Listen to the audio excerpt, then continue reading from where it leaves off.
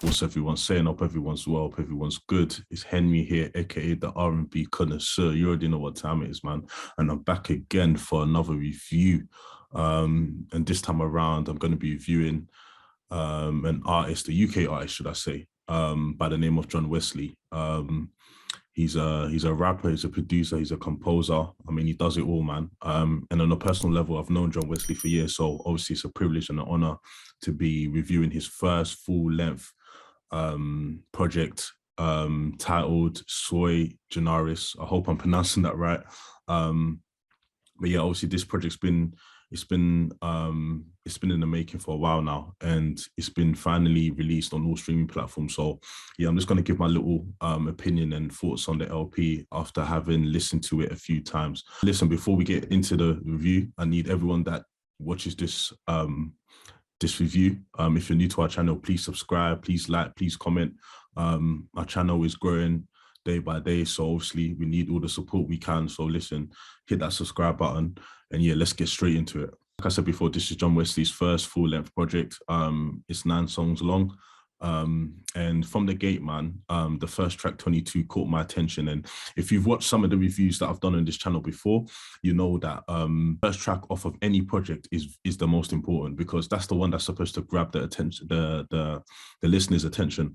And obviously first impressions count, right? So if your first track is trash, then you know it doesn't mean that the whole album is going to be trash, but like it doesn't bode well if the first track is rubbish. So this is like so a little piece of advice for any artist that, you know, is making like an EP or an album. Like, make sure your first track bangs, because that's what's going to grab the listener's attention. John Wesley, his first track on this LP is 22, and boy, he definitely delivers on this one. I can't even lie to you. Like, you know, first of all, like, the production is hard. Like, the production is wavy.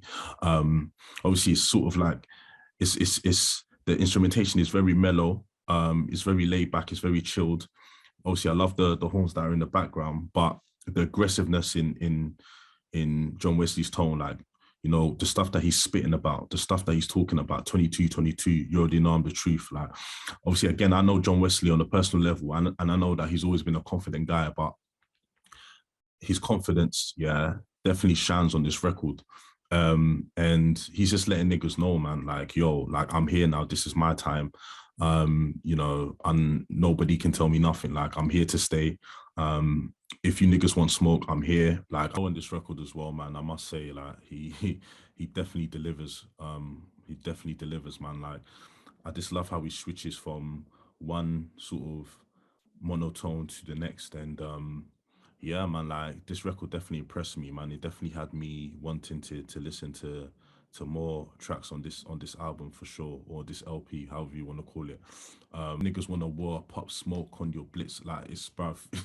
You know what I mean? Like, I like, bruv, he's definitely coming with all the smoke, man. And I just love the fact that he's got into this place in his career where he can talk like this, and he can definitely back it up. And you can talk like this on a record but not back it up, but he definitely backs it up, man. And that's what makes it even more, that's what makes the record shine even more for me.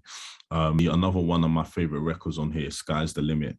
I think this is definitely a throwback record, man. Like, this is the record that you know, back in the day when you're playing like San Andreas on the PS2, this is the record that you can definitely hear playing on the radio on that game. Being a hip-hop head, and any hip-hop heads that watch this review, you'll be instantly be able to recognize the sample that John Wesley uses on this record. I mean, if you don't recognize it, then you're not a true hip hop head. I'm sorry. But yeah, like, I love the way he sort of uses the sample, because in the UK right now, we're sort of in this weird space where a lot of artists are sampling records of the past, and they're literally just slapping the old record on a new beat and spitting over it. And for me, that's not really sampling. Like, the art of sampling is a lot more sort of niche than that. But I love the way that John Wesley does it on this record. Like, he doesn't just slap the sample on it. The sample complements the song. You can tell that John Wesley is very influenced by old school hip hop, old school West Coast hip hop, which I know that he is.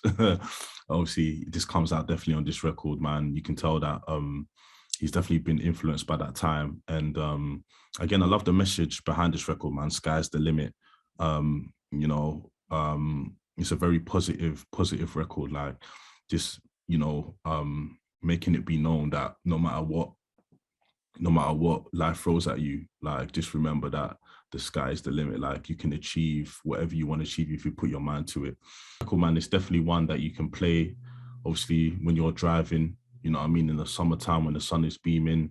Obviously, when you got a Zuby in your hand, just kick back, relaxing, just reflecting on life. Do you know what I mean? And yeah, man, I really love this record. And then, which I definitely appreciated, reminding me of those old Kanye albums, more specifically Late Registration, College Dropout, when obviously both of those albums had quite a few of those skits on them. The things I definitely appreciated was the Mr. West skit that comes after this record. Definitely reminds me of what's it called, the old school Kanye albums, especially Late Registration, when he had all those skits on there. But I do feel like this one, this skit is very complimentary of the actual album. Definitely fits in there. To talk about another record that I absolutely thought was fire, and its Legacy. I think Legacy is definitely my favorite track on this LP. Everything about this record, man, like the way it ties in together. Obviously, the vocal chop that's in the background. Obviously, John Wesley, he did his thing, man. He's just talking absolute crud. And then obviously the feature as well, Just 93. Bruv, whoever you are, you killed this feature, my guy. Like, you killed this feature. Like, obviously, like I said, John Wesley did his thing, but then just 93, I feel like added a different sort of feel to it. One of the strong points about this LP is the features. Like, definitely the features. I feel like the features help elevate the song, just like Legacy. Like Legacy by itself is a great song, but I feel like having Just 93 on there and what he did on the record elevates the song. And I feel like the features on this LP, probably every feature on this LP I fucked with. And I feel like it gave that song a bit of a boost, or it gave each song a bit of a boost. So, I mean, yeah, shout out to John Wesley for that, because it's not easy, obviously, having features on a record. Sometimes the feature kind of makes the song a bit dead, or the feature doesn't really do the song justice. But definitely every feature on this record, especially this Legacy tune, elevates the song, and that's very hard to do. So obviously shout out to you, John Wesley, for that. You need to have a specific sonic ear for you to be able to pull that off. And yeah, John Wesley shows that, he's definitely got that sonic ear, man, for real. But yeah, Legacy, hard record, man. Like hard record. And for me, I feel like, even though yes, I feel like Legacy is my favorite record on here, Witty, bruv, for me it was a toss up between the two, but I feel like Legacy this pips the number one spot for me. But Witty, my days, bruv. John Wesley, you're going absolute brazy on that record, like. Like my head was just nodding, like, do you know what I mean? It was nodding throughout that record. I was like, rah, yeah, that flow, the beat, the rhyme scheme, the rhyme pattern, bruv, it's yeah, like I was fiercely nodding my head, man. Like my neck was snapping. I can't lie, my neck was snapping. I had to wheel it up like 2 or 3 times. But yeah, man, bruv, the flow on that record was something else. Do you get what I'm saying? And again, John West is just talking his shit like he's been doing throughout this whole album. And I'm just glad that he's reached this point where he can do it and he can back it up, because I know that John West has been doing music for time. Like I said before in the intro, he's been doing music ever since I've known him, and like you can tell that he's over the years he's been just improving on his craft. Like, and this project here is this the result of all the work that he's put in, and yeah, man, I'm just very proud of him, and I'm just excited to see what he has next in store after this LP, because he can only get better. The last track, which was definitely a track that was very introspective, which I definitely appreciated, is better, man. Give a shout out to this record because this is the record where John Wesley is being his most vulnerable, and he is giving us like an insight into his mental state and giving us an insight into his vulnerabilities. How, you know, despite everything that he's achieved, like he just wants to be a better man for him, for his family, for the people around him.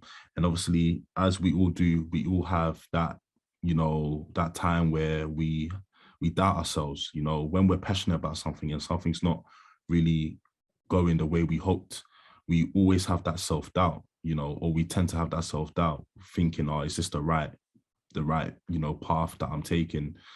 We all have this perception of success, and when we don't have instant success, sometimes it damages our confidence. And yeah, again, you know, I know John West has been doing music for time, and I know that there's been times where he's doubted himself, but I'm glad that, you know, he sort of stuck with it because yeah, this album reminds me of "Sing About Me" from Kendrick. You know, the storytelling in this record I feel like was very good, and again it gave us an insight into you know some of the vulnerabilities and doubts that John Wesley has or had. But yeah, overall, man, I thought this was a good tape. Like honestly, I didn't expect to enjoy it as much as I did, and I feel like John Wesley can only get better from here.